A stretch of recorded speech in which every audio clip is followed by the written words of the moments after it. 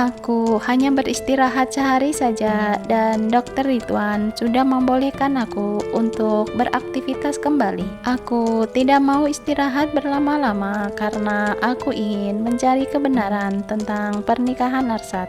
Hari ini, hari Jumat, tanggal merah, aku dan Isti akan ke rumah Heru. Sebelumnya, Ikang sudah mencari tahu siapa itu Heru. Heru adalah sahabat Arsad dari kecil, SD. Mereka bersama-sama sampai jenjang kuliah dan ngontrak pun bareng-bareng. Hingga Heru menikah dan mengontrak rumah sendiri di samping kontrakan Arsad. Sekarang Heru menempati kontrakan Arsad daripada kosong dan sudah terlanjur dibayar selama setahun, jadi sayang jika tidak ditempati. Aku senang dengan hasil yang diperoleh oleh Ikang.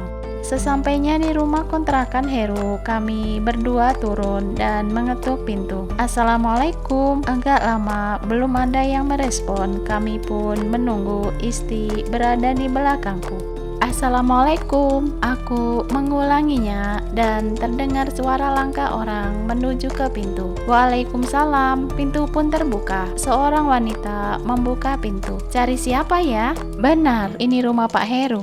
Iya, saya istrinya. Siapa ya? Istri Heru heran melihat kami. Saya? Siapa mah? Heru keluar menemui kami dan dia kaget. Ternyata aku yang datang. Bu Ara, mau nyari Arsad, Bu?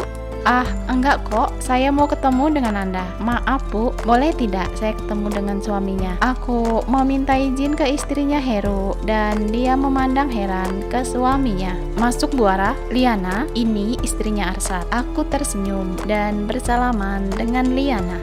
Liana langsung tersenyum. Oh maaf, saya nggak tahu Bu. Masuk Bu. Kami berdua masuk dan duduk lesehan di karpet. Liana langsung masuk ke dalam rumah. Maaf Pak Heru, apa benar Mas Arsad mau menikah secepatnya? Aku langsung to the point, tidak ingin bertele-tele. Benar Bu Ara, dia panggil saja aku Ara. Tapi nggak apa-apa, Ara lebih enak didengar. Bersamaan itu, Liana keluar membawa 4 cangkir teh hangat. Silakan diminum Bu. Makasih. Liana ikut nimbrung duduk di samping Heru. Dia akan menikah 8 hari lagi dengan pilihan ibunya. Aku hanya bisa menunduk. Tapi kan kita belum resmi bercerai. Secara hukum dan agama aku masih sah istrinya. Saya tahu, Arsad pun tahu. Tapi ibunya tetap kekeh ingin agar Arsad menikah dengan pilihan ibunya tersebut. Karena sikap kamu yang sudah melukai hati ibunya. Aku mengambil nafas panjang dan menghembuskannya dengan pelan. Oh gitu, aku minta maaf. Minta maaflah ke mereka. Ibunya ingin Arsad tetap menikah. Perkara perceraian bisa menyusul katanya. Tapi, apakah memang Arsad menginginkan pernikahan ini? Selidik Isti. Ia ikut geregetan. Maaf, Anda siapa? Oh iya, lupa saya. Maaf, aku tidak memperkenalkan kalian. Dia sahabatku, Isti. Oh, Isti ya? Maaf, aku hanya tahu nama saja. Arsad banyak cerita tentang kalian. Isti, istrinya Ikang kan? Isti hanya mengangguk. Kalau boleh aku bertanya, memang dulu ketika menikah dengan Murah, Heru memandangku. Arsad menginginkannya? Tidak kan? Heru berkata dengan sinis. Aku terpaksa tersenyum. Iya, tidak, dan aku juga tidak menginginkan pernikahan itu terjadi. Jadi, Arsad pasti bisa membina rumah tangga yang akan dijalaninya. Karena calon Arsad orangnya baik, tidak seperti Heru disenggol istrinya. Mereka berpandangan agak lama. Liana melarang Heru melanjutkan ucapannya. Aku menggigit bibir ini, aku tahu maksud mereka. Aku pun terpaksa tersenyum kembali kepada mereka berdua agar mereka nyaman. Saya tahu kok, nggak usah sungkan. Saya memang bukan wanita yang baik, suka marah-marah dan selalu membuat Mas Arsad marah. Perlu kamu ketahui Ra, jika libur atau weekend, Arsad sering nginep di sini. Itu pun jika dia tidak pulang ke rumah ibunya, pasti lebih banyak nginep di sini. Kamu tahu kenapa? Aku menggelengkan kepalaku. Karena jika ketemu kamu, pasti kalian akan berantem. Pokoknya ada saja masalah yang membuat kalian cekcok. Jadi dia menghindarinya. Aku menundukkan kepalaku. Padahal sebenarnya dia hanya ingin ketenangan, tidak mau ribut-ribut, tapi kamu selalu memancing amarahnya. Dan anehnya, dia tidak bisa memarahimu. Heru berdecih, maaf, aku terbawa emosi. Gak apa-apa kok, kan tadi sudah ku bilang, kenyataannya memang seperti itu. Ra, jika kamu tidak mencintainya, harusnya kamu diam saja. Gak perlu marah-marah tiap hari. Kalau aku jadi Arsad, aku tidak terima dan aku pasti akan memarahi balik kamu. Tapi Arsad sabar banget menghadapimu. Aku tetap menunduk, meratapi diri ini yang egois. Air mataku hampir saja jatuh. Aku segera mengusapnya agar tidak ada yang tahu. Kau ingin tahu yang sebenarnya bagaimana keadaan Arsad? Kamu bisa mencari tahu dan mengobrol sendiri dengannya. Berbicara dari hati ke hati. Sejak berpisah darimu, kalau liburan, dia sering nongkrong di bengkel ayahnya yang sekarang dipegang pamannya. Heru mengambil pulpen dan kertas, lalu menuliskan alamat bengkel tersebut. Setelah menerima kertas berisi alamat, kami pun pamit. Ketika kami berada di teras, Heru ragu-ragu hendak bicara. Sebenarnya, Rah, aku pun membalikan badan dan menghadapnya. Liana berada di belakangnya. Iya, kalau bisa memilih, Arsad ingin tetap menjadi suamimu. Tapi ini masalahnya rumit. Bibi, ibunya Arsad, sudah ikut campur dan melarang bersama denganmu. Saranku, sebaiknya engkau langsung bertemu Bibi dan meminta maaf. Iya, makasih sarannya. Assalamualaikum. Waalaikumsalam. Kami menuju ke mobil. Di dalam mobil, aku diam saja memikirkan perkataan Heru. Memang ada benarnya, aku harus meminta maaf langsung ke beliau, ibunya Arsad. Ra, Isti memegang pundaku, membuyarkan lamunanku. Apa? Sekarang kita kemana? Bengkel paman Arsad atau ke rumah Arsad? Karena bengkel lebih dekat, kita ke bengkel saja dulu. Ya sudah yuk, jangan ngelamun aja, ntar kesambet loh. Mobil akhirnya melaju, dikemudikan oleh Isti. Sepanjang jalan, aku berpikir dan merenung sendiri, memikirkan sikapku terhadap Arsad, dan memang akulah yang salah. Tapi aku tidak pernah menang jika beradu mulut dengannya. Aku tersenyum mengingatnya. Ra, sepertinya kita sudah sampai. Aku melihat keluar kaca mobil. Di depan ada bengkel yang dimaksud Isti. Isti membelokkan mobil ke bengkel tersebut. Kami turun dari mobil. Salah satu pekerja mendatangi kami. Ada yang bisa dibantu? Kami berdua bingung. Tolong dicek oli atau mesinnya. Isti berinisiatif sendiri karena melihat aku hanya diam saja. Aku bingung soalnya mobilku 3 hari yang lalu baru dicek di bengkel langganan kami. Setiap bulannya aku selalu melakukan servis untuk mobilku. Kami mencari tempat duduk. Ra, kamu tahu Paman Hasan yang mana? Aku menggeleng. Isti sedikit tertawa. Dasar kamu, Ra. Kamu gimana sih? Gak kenal semua keluarga Arsad? Pantas saja kau cemburu buta pada adiknya. Bahkan ibunya saja kamu juga gak tahu. Ara, bisa begitu ya kamu? Isti masih saja tertawa. Aku diam dan cemberut. Aku meninggalkan Isti yang masih cekikikan dan mendekati seorang pekerja bengkel. Mas, maaf, benar kan ini bengkel Paman Hasan?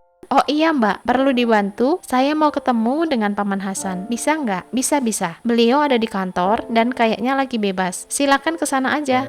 Oh iya, makasih. Aku melambaikan tangan ke Isti dan dia mendekatiku. Kami berdua menuju ke kantor di pojokan bengkel mengikuti pekerja tersebut. Pak, ada yang mau ketemu. Pekerja tersebut hanya berdiri di pintu. Setelah mempersilahkan kami masuk, dia kembali lagi ke tempatnya semula.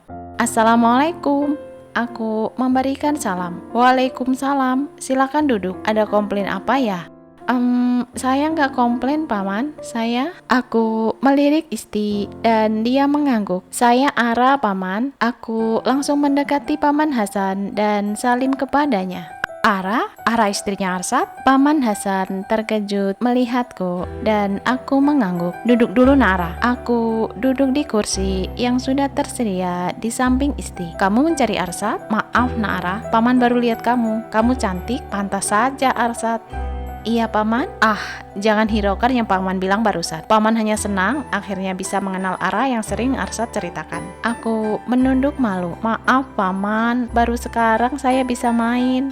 Gak apa-apa kok. Kamu pasti kangen Arsad. Meskipun kalian tidak bilang, tapi paman merasakan kalian berdua saling rindu. Aku tersenyum getir. Kalau seandainya seperti itu, pasti aku akan senang. Ada apa? Itu Paman, Arsad beneran mau menikah. Dengan siapa? Iya Rah, dengan Maisaro, wanita pilihan ibunya. Kalau Paman pribadi, sebenarnya Paman tidak setuju. Tapi masalahnya, saya tidak punya hak untuk melarang Arsad menyetujuinya. Arsad juga terpaksa menerima, karena takut penyakit ibunya kambuh. Kalau boleh saya tahu, apa penyakit ibu Paman? Sebelumnya, tidak ada riwayat penyakit itu. Tapi, setelah dari rumahmu tempo dulu itu, dia pingsan dan dirawat, kemudian dinyatakan punya penyakit jantung. Kamu tahu nggak kalau punya sakit itu? Aku langsung menyelah. Aku tahu Paman, Mama meninggal karena sakit jantungnya tiba-tiba kambuh karena mendengar suatu berita. Aku paksakan tersenyum sambil mengingat kejadian terakhir kali saat Mama memegangi dadanya karena terkejut mendengar berita bahwa aku terjatuh dari sepeda, padahal aku tidak kenapa-napa. Oh, mamamu juga punya sakit jantung? Aku mengangguk. Makanya, Arsad tidak bisa menolak permintaan ibunya. Arsad anak yang baik, Rah. Dari kecil, Mas Anwar mendidiknya agar menjadi anak yang patuh. Mas Anwar? Oh iya, maaf. Beliau kakakku, ayah Arsad. Kamu tidak pernah mengenalnya? Aku mengangguk. Iya kan, memang kakak meninggal 3,5 tahun yang lalu. Pastilah kamu tidak tahu wajahnya. Tapi bentar, saya ada foto beliau. Paman membuka laci di meja depannya dan mencari-cari. Nah, ketemu. Ini Rah foto Mas Anwar. Menyerahkan kepadaku foto ukuran postcard. Aku tersenyum dan memperlihatkan ke Isti. Rah, tuh lihat, alis dan senyumannya seperti Arsad. Isti berbisik di telingaku dan aku pun tersenyum. Ini ada satu lagi Rah. Paman menyerahkan satu lagi foto kepadaku dan betapa terkejutnya aku. Tanganku langsung gemetar memegang foto tersebut. Aku tatap wajah di foto tersebut. Tiba-tiba aku menangis. Aku sesenggukan. Tolong. Tolong aku. Menangis. Tolong Mama. Tolong Papa. Tolong Mas Ari. Tolong. Tiba-tiba aku berada di tempat kecelakaan. Aku menangis di pinggir jalan, sesekali melihat ke jalan raya mencari pertolongan dan melihat ke arah belakangku ada sebuah mobil yang menabrak pohon besar. Di dalamnya ada Mama, Papa, dan Mas Ari. Tolong. Tolong mereka, selamatkan mereka, Papa, Mama, Mas Ari, jangan tinggalin Ara sendirian. Dari kejauhan ku dengar suara motor mendekat. Tolong. Dan motor tersebut berhenti. Seorang ayah dan anak laki-laki menolong kami. Aku masih saja menangis. Mama, Papa, Mas Ari, jangan tinggalkan aku. Rah, sadar Rah. Ingat Rah, Isti sampai menampar pipi ini dan akhirnya aku tersadar. Tapi aku tetap menangis sesenggukan. Kurangkul Isti dan dia pun memelukku. Setelah agak lama, kamu kenapa Rah? Aku tidak tahu Paman. Kulepaskan pelukan Isti. Paman memberikanku segelas air putih dan aku meminumnya. Keringatku bercucuran. Aku seperti habis lari maraton. Isti mengelap keringatku dengan tisu. Kamu lebih enakan? Aku mengangguk. Kamu mau ke rumah Arsad sekarang? Dia ada di rumahnya. Kayaknya nanti saya kembali lagi, Paman. Dada saya agak sesak dan perasaanku juga nggak enak, Paman. Saya ingin pulang saja.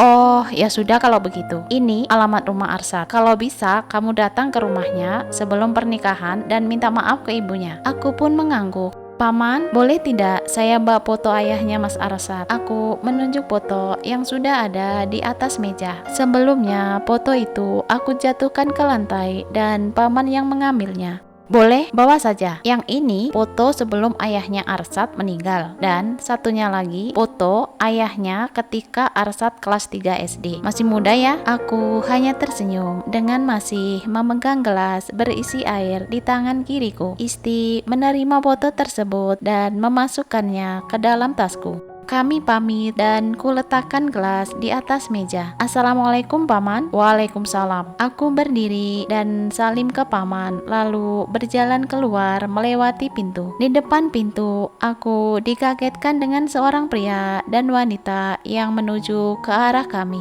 Aku langsung berbalik dan menarik tangan Isti menuju bilik yang tertutup tirai di pojok kantor. Ada Arsat paman. Paman yang tadinya heran melongo dengan tingkahku akhirnya mengerti dan membiarkan kami bersembunyi di sana. Dari bilik ini, kulihat Arsat masuk diikuti si wanita. Aku tersenyum getir melihat mereka. Sungguh si wanitanya cantik dan anggun. Ia memakai gamis dengan kombinasi belt pada bagian pinggang dan pada bagian bawah rok bertumpuk 3 warna krem, serta jilbab segi 4 menjulur ke bawah dengan warna senada.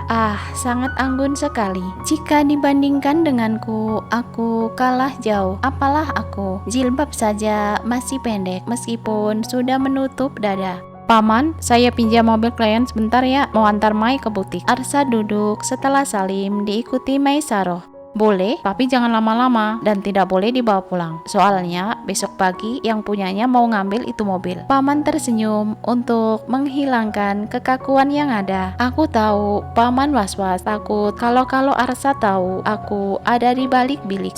Siap paman. Mata Arsat melihat kesana kemari seperti dia merasakan sesuatu. Aku mundur selangkah dan menutup mulutku. Isti hanya diam memandangku. Iya Mai, gimana kabar ibumu? Sudah lama paman gak ketemu beliau. Paman basa-basi, sepertinya paman juga merasakan gerak-gerik Arsat sedikit aneh. Alhamdulillah baik paman. Paman ada tamu, kok ada gelas? Arsat hendak memegang gelas yang tadi buat aku minum, namun paman lebih dahulu mengambilnya dan memegangnya. Ini gelas klien, kalian berangkatlah, nanti kelamaan. Baik paman, kami pergi dulu. Sebelum pergi, Arsat berdiri dan hendak melangkah ke bilik, tapi paman langsung berdiri dan mencegahnya, memegang lengannya. Saat itu si Mai sudah nunggu. Arsat membalikkan badan dan menuju pintu, mengikuti Mai Saro yang sudah berjalan terlebih dahulu. Aku dan Isti yang sejak tadi menahan nafas mengembuskannya dan merasa lega. Tahu nggak Is, pegang dadaku. Mengambil tangan Isti, kuletakkan di dadaku. Deg-degan kencang kan? Isti mengangguk. Samarah, aku juga, sampai-sampai jantungku mau copot. Kita berdua tersenyum. Ketika hendak membuka tirai, terdengar, kok balik lagi Sat? Kami tidak jadi keluar dan tetap di tempat. Itu paman, kok ada mobil Ara di depan? Aku langsung menutup mulutku. Itu tadi ada yang bawa, katanya mau diservis. Paman berbohong. Paman, sampaikan ke Ara. Aku tahu dia ada di sini. Dari tadi, aku merasakan keberadaannya di sekitar sini. Untuk kebaikannya, jangan cari saya lagi. Arsat langsung melangkah, meninggalkan kantor paman. Aku hanya bisa memejamkan mata dan meneteskan air mata. Bersambung ke bab selanjutnya.